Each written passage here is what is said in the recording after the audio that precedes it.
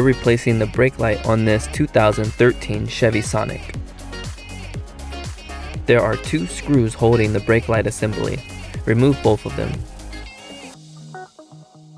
To remove the assembly, grip with one hand on the top and the other on the bottom. Pull straight out. There are 2 pins that hold the assembly in place. The top bulb is the brake light, the middle light is the turn signal, and the bottom one is the reverse light.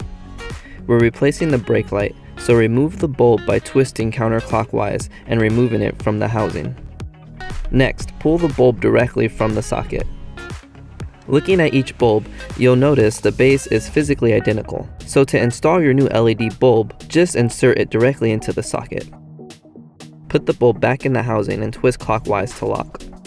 Put the assembly back in place and push it until it clicks into place. Put the 2 screws back, and that's it for this installation.